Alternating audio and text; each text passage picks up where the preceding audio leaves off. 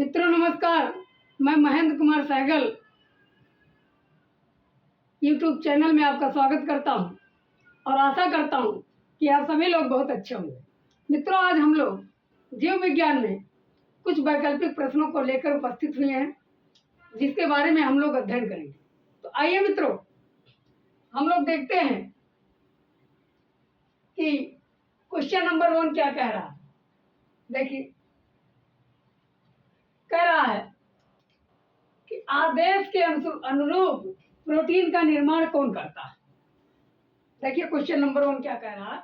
कह रहा आदेश के अनुरूप प्रोटीन का निर्माण कौन करता है। आदेश के अनुरूप प्रोटीन का निर्माण कौन करता है। ऑप्शन ए है आरएनए, ऑप्शन बी है डीएनए, ऑप्शन सी है एमिनो एसिड, ऑप्शन डी है न्यूक्लियोटाइड। क्लियर मित्रों? तो आदेश के अनुरूप प्रोटीन का जो निर्माण करता है मित्रों, तो वो आपका क्या करता है। ऑप्शन नंबर ए आरएनए करता है। कौन करता है? आरएनए। आरएनए कितने प्रकार के? 3। कौन कौन? TRNA, mRNA, rRNA. Transfer RNA क्या करता है? प्रोटीन का क्या कराता है? पाचन कराता है, उसको ट्रांसफर करता है प्रोटीन को। किसके पास? आरआरएनए के पास। और एमआरएनए क्या करता है? मैसेज पहुंचाता है, संदेश। और आरआरएनए क्या काम करता है? प्रोटीन का संश्लेषण में भाग लेता है। तो इसलिए आदेश के अनुरूप जो है प्रोटीन का निर्माण कौन करता है? आरएनए। क्योंकि आरएनए के अंदर ही तीनों आरएनए पाए जाते हैं, एमआरएनए, टीआरएनए, आरआरएनए। क्लियर मित्रों? अब तो क्वेश्चन नंबर 2 कह रहा है क्या, रिवर्स ट्रांसक्रिप्शन की खोज किसने किया था। रिवर्स ट्रांसक्रिप्शन की खोज किसने किया था। देखिए, ऑप्शन ए है टेमिन, ऑप्शन बी है बाल्टीमोर, ऑप्शन सी है कॉर्नबर्ग, ऑप्शन डी है A and B. A and B. फिर से बताइए मित्रों, रिवर्स ट्रांसक्रिप्शन की खोज किसने किया था। बताइए, किसने किया था मित्रों। ऑप्शन ए है टेमिन, ऑप्शन बी है बाल्टीमोर, ऑप्शन सी है कॉर्नबर्ग, ऑप्शन डी है ए एंड बी। कौन सा होगा मित्रों? ऑप्शन नंबर डी सही होगा मित्रों। ए एंड बी दोनों लोगों ने मिलकर किया था। टेमिन और बाल्टीमोर ने मिलकर के इन्होंने रिवर्स ट्रांसक्रिप्शन की क्या की थी? खोज की थी। किसकी खोज की थी? रिवर्स ट्रांसक्रिप्शन 1975 में। कब किए थे? 1975 यानी 1975 में इन्होंने टेमिन और बाल्टीमोर ने रिवर्स ट्रांसक्रिप्शन की क्या की थी? खोज की थी। क्लियर मित्रों? और यहाँ अगर कॉर्नबर्ग की बात की जाए, इन्होंने सर्वप्रथम जो है परख नली में या ट्यूब में डीएनए का क्या कराया था? संश्लेषण करवाया था। क्या किया था मित्रों? डीएनए का संश्लेषण। कॉर्नबर्ग ने क्या किया था? सर्वप्रथम ट्यूब में कह सकते हैं या परख नली में। परख नली में क्या किया था? परख नली में डीएनए का संश्लेषण। डीएनए का संश्लेषण।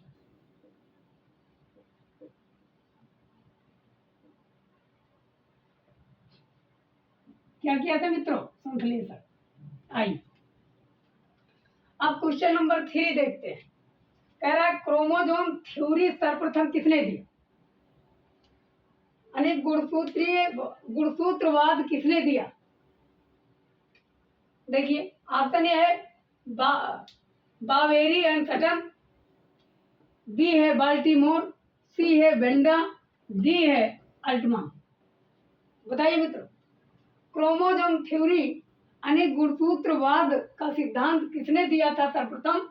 तो बावेरी एंड सटन ने दिया, या बाल्टीमोर ने दिया, या सी बेंडा ने दिया, या अल्टमान ने दिया। मित्रों, इसका ऑप्शन नंबर ए सही है, क्योंकि क्रोमोसोम थ्योरी जो देने वाले थे वो कौन दिए थे मित्रों? बावेरी एंड सटन ने दिया था। किसने दिया था मित्रों? बावेरी और सटन नामक वैज्ञानिक ने इन्होंने क्रोमोसोम थ्योरी दिया था। क्लियर?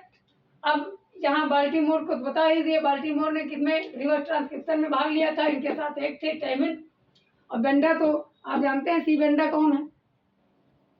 माइटोकॉन्ड्रिया नाम देने वाले थे। आर अल्टमान किसका नाम दिए थे? बायोक्लास्ट नाम। आइए यहाँ अब बात कर लेते हैं क्वेश्चन नंबर 4 की।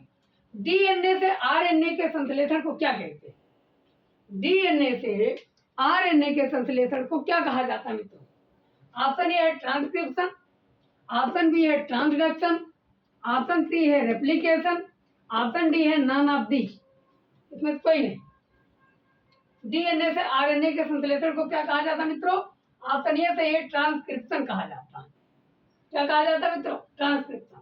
और ट्रांसक्रिप्शन की खोज किसने किया था? Reverse transcription, Temin and Baltimore. Transcription किसे कहा जाता है? डीएनए से आरएनए का संश्लेषण को क्या कहते हैं? ट्रांसक्रिप्शन। आइए क्वेश्चन नंबर 5 देखते हैं। ये कह रहा समसूत्री विभाजन की खोज किसने किया? समसूत्री विभाजन की खोज किस वैज्ञानिक ने किया मित्रों? बताइए। ऑप्शन ए है क्लाडे, ऑप्शन बी है पैलाडे, ऑप्शन सी है वाल्टर फ्लेमिंग और ऑप्शन डी है ए एंड सी। बताइए समसूत्री विभाजन की खोज किस वैज्ञानिक ने किया? क्लाडे ने किया या पैलाडे ने किया या वाल्टर फ्लेमिंग ने किया या ए एंड सी दोनों ने किया? इसका मतलब है यहाँ जो है समसूत्री विभाजन की खोज जो करने वाले थे, माइटोसिस डिवीजन की खोज करने वाले थे, वाल्टर फ्लेमिंग नामक वैज्ञानिक ने किया। किसने किया मित्रों? वाल्टर फ्लेमिंग नामक वैज्ञानिक ने इन्होंने समसूत्री विभाजन की खोज की। क्लियर? अब प्रश्न नंबर 6 क्वेश्चन नंबर 6 देखते हैं। असूत्री विभाजन ए माइटोटिक डिवीजन, कौन डिवीजन? ए माइटोटिक डिवीजन पाया जाता है किसमें? असूत्री विभाजन या ए माइटोटिक डिवीजन पाया जाता है किसमें मित्रों? ऑप्शन ए है यूकैरियोटिक सेल, ऑप्शन बी है प्रोकैरियोटिक सेल, ऑप्शन सी है लीवर, ऑप्शन डी है किडनी। बताइए मित्रों असूत्री विभाजन किसमें पाया जाता है? यूकैरियोटिक में पाया जाता है कि प्रोकैरियोटिक में पाया जाता है कि लीवर में पाया जाता है कि किडनी में पाया जाता है? बताइए मित्रों असूत्री विभाजन जो मित्रों होता है ए माइटोटिक डिवीजन, वो ऑप्शन नंबर बी सही है। प्रोकैरियोटिक सेल में ए माइटोटिक डिवीजन होता है। प्रोकैरियोटिक सेल में कौन डिवीजन होता है मित्रों? ए माइटोटिक डिवीजन, असूत्री विभाजन। आइए मित्रों क्वेश्चन नंबर 7 देखते हैं। कह DNA plus histone protein cell cycle की किस अवस्था में बनता है? वेरी इंपॉर्टेंट है ये क्वेश्चन, वेरी इंपॉर्टेंट। ये कह रहा DNA plus histone protein cell cycle की किस अवस्था में बनता है मित्रों? ऑप्शन ए है G1 स्टेज, ऑप्शन बी है G2 स्टेज, ऑप्शन सी है S स्टेज, ऑप्शन डी है M स्टेज। G1 अवस्था या G2 अवस्था या S अवस्था या M अवस्था? बताइए DNA plus histone protein cell cycle की किस अवस्था में बनता है? कोशिका चक्र की किस अवस्था में बनता है मित्रों? यहाँ यस स्टेज जो होता है, ये यहाँ जो DNA plus histone protein cell cycle की यस स्टेज में बनता है। ये 4 होते हैं। ये कभी कभी पूछा गया है एक बार टीजीटी में, इसका सीरियल पूछ लेता है G1 S G2 M। इसका साइकिल क्या है? G1 S G2 M। Clear? अब मित्रों चलते हैं हम लोग क्वेश्चन नंबर 8 पर।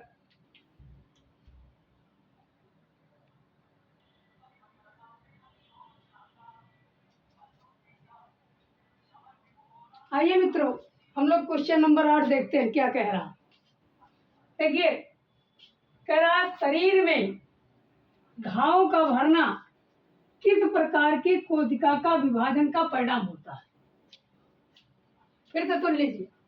शरीर में घावों का भरना किस प्रकार के कोशिका विभाजन का परिणाम होता है मित्रों? आइए ऑप्शन देखते हैं। ऑप्शन ए है असूत्री विभाजन, ऑप्शन बी है सूत्री विभाजन, ऑप्शन सी है अर्धसूत्री विभाजन, ऑप्शन डी है अर्धगुणसूत्र। बताइए मित्रों यहाँ शरीर में घावों का भरना किस प्रकार के कोशिका विभाजन का परिणाम होता है? ऑप्शन ए है अर्धसूत्री विभाजन, ऑप्शन बी है सूत्री विभाजन, ऑप्शन सी है अर्धसूत्री विभाजन, ऑप्शन डी है अर्धगुणसूत्र। यहाँ कौन सा है मित्रों? ऑप्शन नंबर बी सूत्री विभाजन होता है। कौन विभाजन? सूत्री विभाजन। तो यहाँ शरीर में घावों को भरने के लिए जो कोशिका विभाजन होता है वो कौन विभाजन होता है? सूत्री विभाजन। आइए क्वेश्चन नंबर 9 देखते हैं क्या कह रहा है। कह रहा है जाइगोट में किस प्रकार का कोशिका विभाजन होता है? जाइगोट में किस प्रकार का कोशिका विभाजन होता है मित्रों? बताइए। ऑप्शन ए है माइटोसिस, ऑप्शन बी है ए माइटोसिस, ऑप्शन सी है मियासिस फर्स्ट, ऑप्शन डी है मियासिस सेकंड।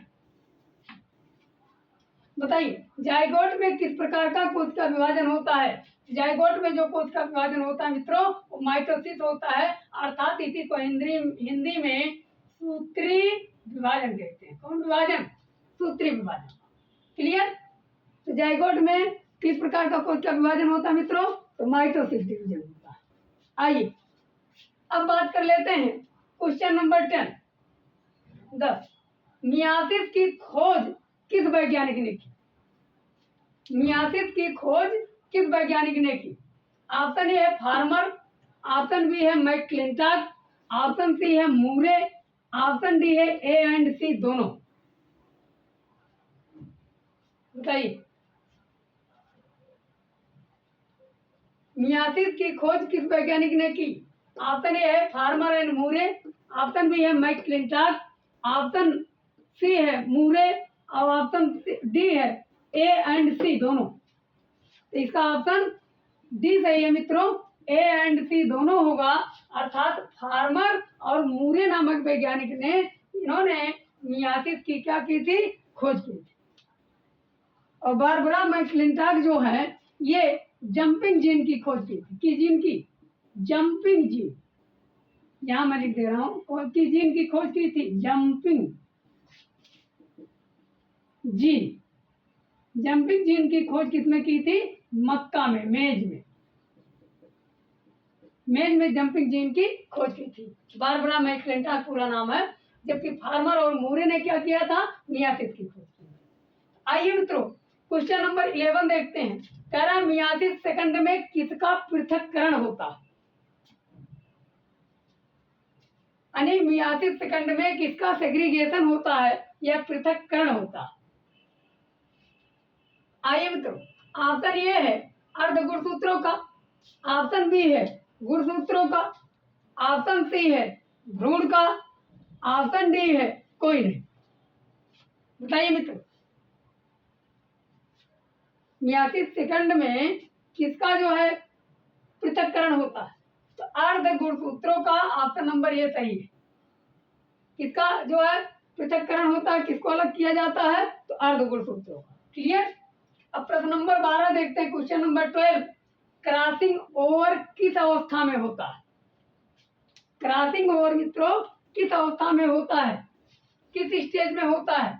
ऑप्शन ए है प्रोफेज, ऑप्शन बी है मेटाफेज, ऑप्शन सी है एनाफेज, ऑप्शन डी है पैकिटी। बताइए क्रॉसिंग ओवर किस अवस्था में होता है? प्रोफेज में होता है या मेटाफेज में होता है या एनाफेज में होता है या पैकिटीन में होता है? किसमें होता है मित्रों crossing over? Option number D सही है, पैकिटीन में। इसे पैकिटीन में या पैकिटीन कह सकते हैं। उसमें क्या होता है? क्रॉसिंग ओवर की प्रक्रिया होती है। क्लियर? अब बात कर लेते हैं क्वेश्चन नंबर 13 गुणसूत्र की संख्या आधी किस अवस्था में रह जाती है? गुणसूत्र की संख्या आधी किस अवस्था में रह जाती है? ऑप्शन ए है एनाफेज फर्स्ट, ऑप्शन बी है एनाफेज सेकंड, ऑप्शन सी है टीलोफेज, ऑप्शन डी है प्रोफेज। बताइए मित्रों गुणसूत्र की संख्या आधी किस अवस्था में रह जाती है? एनाफेज फर्स्ट में रह जाती है, एनाफेज सेकंड में रह जाती है, टीलोफेज में होती है या प्रोफेज में? बताइए मित्रों इसका ऑप्शन नंबर ए सही है, एनाफेज फर्स्ट में होता है। किसमें होता है? गुणसूत्र की संख्या आधी हो जाती है। क्वेश्चन कई बार पूछा भी गया गुणसूत्र की संख्या आधी किस अवस्था में रह जाती है? एनाफेज फर्स्ट में होता। क्लियर? या प्रथम एनाफेज कह सकते हैं। आइए क्वेश्चन नंबर 14 देखते हैं। कियाजमेटा, वेरी इंपॉर्टेंट है भी, किस अवस्था में बनता है? कियाजमेटा किस अवस्था में बनता है मित्रों? लेप्टोटीन, ऑप्शन ए है लेप्टोटीन, ऑप्शन बी है जाइगोटीन, ऑप्शन सी है पैकिटीन, ऑप्शन डी है डिप्लोटीन। बताइए मित्रों, कियाजमेटा किस अवस्था में बनता है? लेप्टोटीन, ऑप्शन बी है जाइगोटीन, या पैकिटीन, या डिप्लोटीन। किस अवस्था में बनता है मित्रों? यहाँ ऑप्शन नंबर डी सही है। कौन सी अवस्था है? डिप्लोटीन अवस्था में ये कियाजमेटा बनता है। कियाजमेटा क्या होता है? कियाजमेटा एक दूसरे को क्या करते हैं? क्रॉसिंग ओवर करते हैं, और क्रॉसिंग ओवर करने के बाद, क्रॉसिंग ओवर जब पैकिटीन में हो जाता है तो ये जो है डिप्लोटीन में जाता है, और डिप्लोटीन में जो है वही क्रॉसिंग ओवर करके आदान प्रदान इसमें जो है जीनों का करके उसी जो एक दूसरे से जुड़ जाते हैं उसी को क्या कहते हैं? कियाजमेटा कहते हैं। क्लियर मित्रों? अब क्वेश्चन नंबर 15 देखते हैं। 15, किस अवस्था में न्यूक्लियर मेम्ब्रेन और न्यूक्लियोलस लुप्त हो जाता है? क्वेश्चन नंबर 15 क्या कह रहा है? किस अवस्था में न्यूक्लियर मेम्ब्रेन और न्यूक्लियोलस लुप्त हो जाता है? यानी केंद्र की झिल्ली और केंद्रिका लुप्त हो जाता है। ऑप्शन ए है डिप्लोटीन, ऑप्शन बी है जाइगोटीन, ऑप्शन सी है पैकिटीन, ऑप्शन डी है डायकाइनेसिस। पूछ रहा है किस अवस्था में न्यूक्लियर मेम्ब्रेन और न्यूक्लियोलस लुप्त हो जाते हैं, अर्थात डिसअपियर हो जाते हैं। तो क्या हो जाते हैं? किसमें? डायकाइनेसिस में मित्रों। इसका ऑप्शन नंबर डी सही है। डायकाइनेसिस में ये न्यूक्लियर मेम्ब्रेन और न्यूक्लियोलस क्या हो जाते हैं? लुप्त हो जाते हैं, गायब हो जाते हैं। मित्रों, आज के लिए ही बस इतना ही। अगर ये वीडियो आपको अच्छा लगा होगा तो कृपया लाइक, सब्सक्राइब और शेयर कर दीजिएगा। धन्यवाद।